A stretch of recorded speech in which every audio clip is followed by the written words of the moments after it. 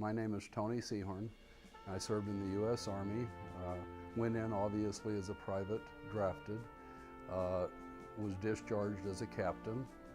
I served from 1966 to 1969. Most of 1968 was spent in Vietnam. I made it through 11 months of my tour and was wounded in action and medevaced out of country, and actually signed up for the Air Force flight training program. So I dropped out of college knowing that I was going into the Air Force, and no sooner did I drop out of college during that era, and Uncle Sam's Army came calling and said, guess what, you just got drafted. And I said, but sir, I'm sorry, you don't understand, I signed up for the Air Force. He says, but you're not in yet, and the Army takes precedence and priority, so you're going into the Army. So I was actually drafted.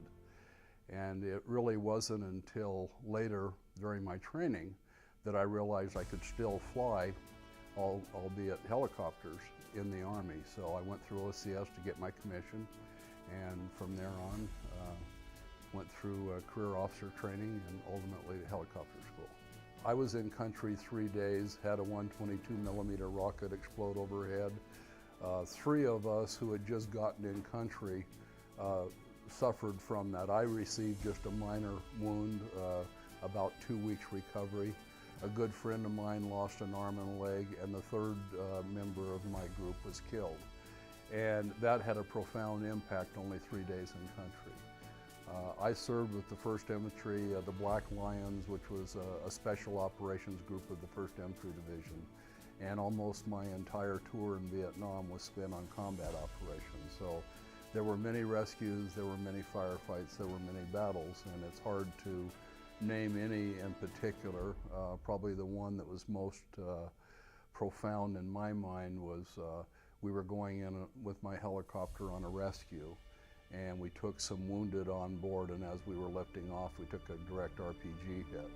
And there were 7 on board, and I was the only one to live through it. So to this day, I still have to live with that. And that's one of those things you just don't quite understand, and you know it just wasn't your time. So, but that is on my mind every day and will be every day in my life. It certainly wasn't the heroic experience I had anticipated that it would be. You know, ride in, win the battle, and leave victorious.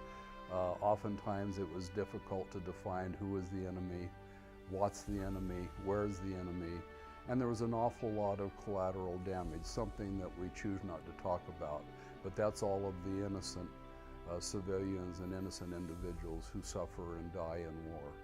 And I then began to see and appreciate the reality and, if you will, the horrors of war.